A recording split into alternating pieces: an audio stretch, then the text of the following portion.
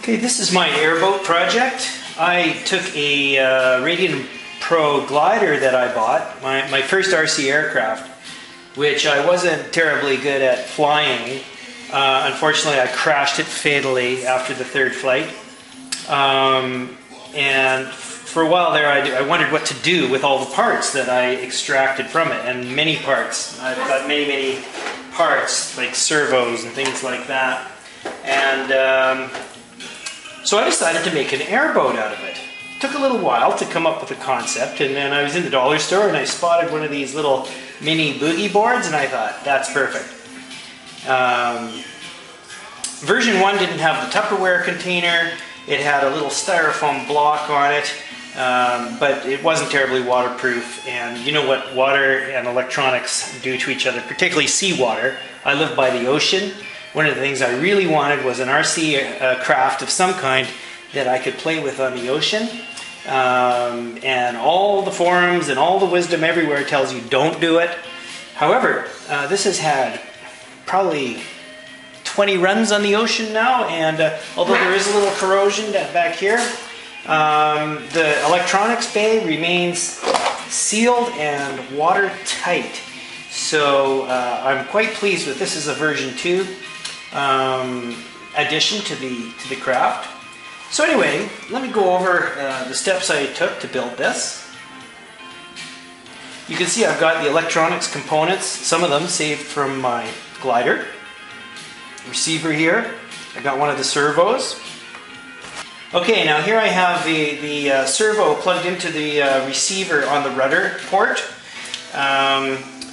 It's quite important that you use the rudder port, because if you use the aileron port, the right stick on your controller, you get less to the right and more to the left, or vice versa. Whereas with the rudder, you get equal movement on both sides. So that's why all your controls are here. You've got your throttle and your rudder, and that's all you use for this project.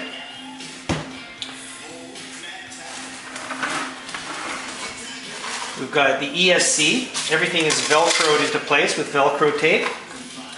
And that's the electronics bay. I use a 2650 milliamp battery, which fits beautifully into the battery bay here, and then I use Dean's connectors to connect it all.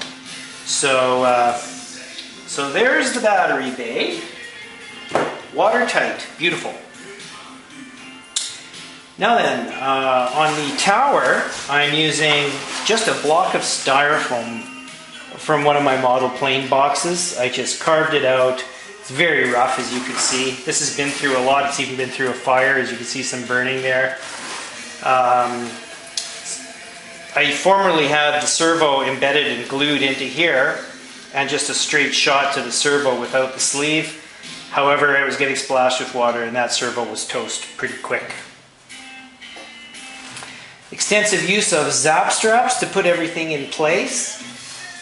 The firewall here, what you might call a firewall, or the engine mount, is made from birch plywood. I bought this at Michael's department store in Nanaimo. They're a kind of picture framing hobby craft store. Anyway, so that was a nice purchase for a mere $4. I got a nice sturdy firewall. My previous firewall was made out of tongue depressors, but it wasn't up to the job. Now this propeller is actually from my Icon A5 seaplane, and I did have a dual prop on here, but I just found it very hard to get it to balance right.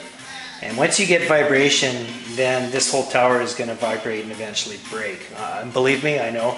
I've experienced that.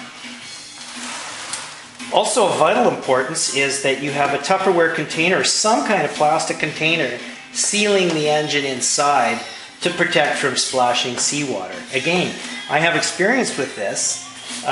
Version 1 of this boat, I did have sort of a splash guard on it, but water got into the motor one day. I went full throttle and the ESC caught fire, and that was the end of that ESC. Another long wait for a new order from Hobby King. Now then, other parts from the glider. This is the flaps from the glider. You can see where the horn used to be on the flaps.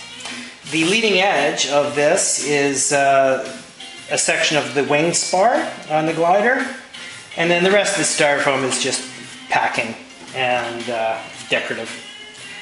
And of course, duct tape. There was a kind of a massive slashing here when the tower broke loose of its moorings. I was letting my friend drive it, and he smacked it into the riverbank rock wall, and I heard it go crack. I tried to recover it. The whole tower broke loose and it chopped through here. So now I've got duct tape in the project. Every good project needs duct tape. I had to glue gun this piece on. And let's see, what else have we got here? So I used tongue depressors to create a cross brace here, because these towers have to be fairly rigid, and that was a good way to do it. As you can see, I've used copious amounts of glue gun glue to anchor them in place. Actually, most of this project is constructed with glue gun glue. The tower is glued to the styrofoam base with glue gun. The styrofoam container is glue gunned on. The tail fins and rudders are glue gunned in place. Now this is a carbon reinforcement that I pulled out of the glider. Saved that so that I could have my steering connection here, and a piece of metal also from the Radian Pro to connect it all together. Everything else is from the Radian. We've got the push rod and the sleeve, the horns. It's pretty much all from the Radian. Now I created a hinge here using some dressmaker ribbon. It's nice strong stuff, and I used super glue, and I just made it cross over, and now that's a very nice strong hinge. And that's pretty much it. That's the machine. So we'll throw a battery in. We'll start up the transmitter. I've dialed it in as a model called Airboat. Here it is, Airboat. Take our battery, plug it in.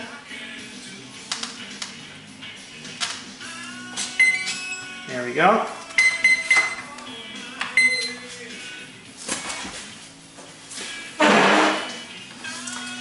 Then we grab our lid and we snap it into place.